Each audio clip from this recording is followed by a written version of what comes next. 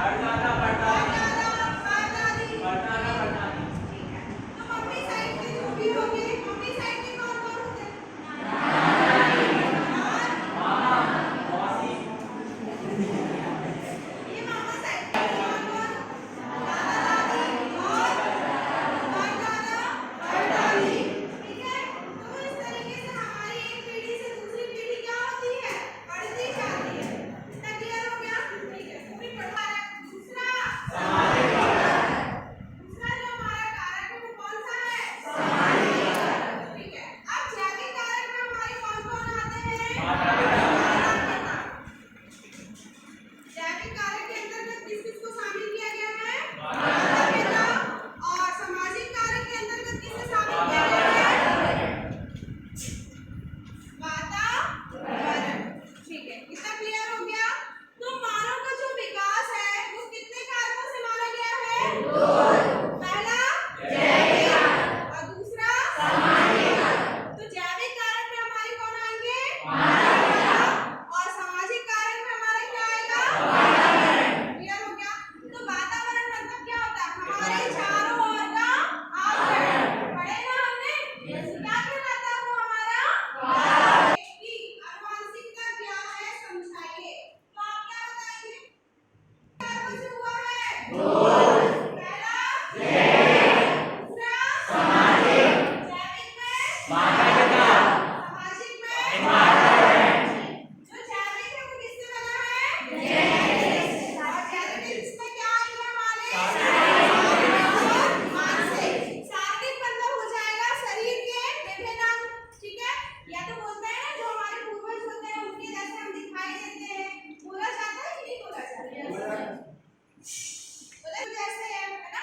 मतलब वो बच्चा बड़े होके या तो टीचर बनता है तो डॉक्टर बनता है तो वो धीरे धीरे किसके कारण कुछ ना कुछ लक्षण आ जाते हैं। तो किसके लक्षण आ जाते हैं? तो इसलिए इसे कौन सा कारक माना गया है?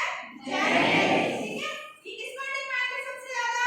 शारीरिक और मानसिक। इनके उपनाम कौन कौन से हैं?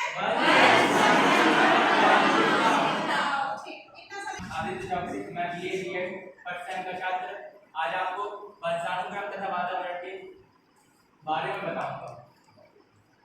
तो वातावरण वंशानुक्रम तथा वातावरण के टॉपिक के बारे में बताऊंगा। जैसा कि हम जानते हैं वंशानुक्रम में जो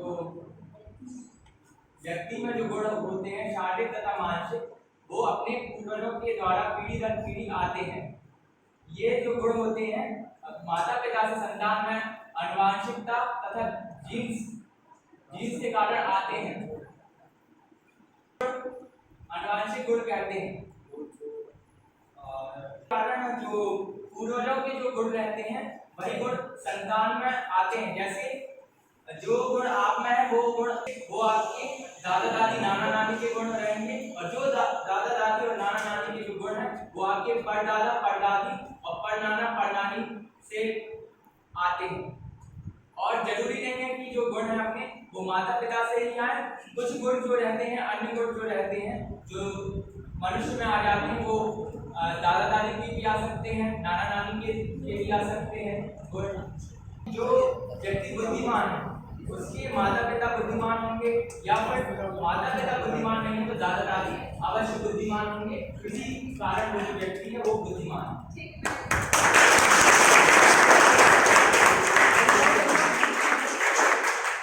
अलग-अलग मनोवैज्ञानिक में अलग-अलग परिभाषाएं बताई हैं। सबसे पहले जो मनोवैज्ञानिक है वो कौन है हमारे? तो जेम्स लीबर्टी ने क्या कहा है? वंशानुक्रम माता-पिता के द्वारा संतान की उम्र क्या है? यानी कि जो भी बच्चे होते हैं उनके कुछ ना कुछ गुण किससे मिलते हैं उनको? माता-पिता से। इसलिए ये परिभाषा किसने बताई है? ठीक है। अब हम किसमें आते हैं? गुडवर्ड। तो गुडवर्ड जी हैं जो हमारे उन्होंने क्या कहा है गुडवर्ड ने? कि वंशानुक्रम वह है जिसमें व्यक्ति किसमें आता है? दूसरी पीढ़ी। तो ये परिभाषा तो बहुत इजी है, सबको याद हो जाएगी। किसने कहा है? गुडवर्ड जी ने क्या कहा है कि वंशानुक्रम वह होता है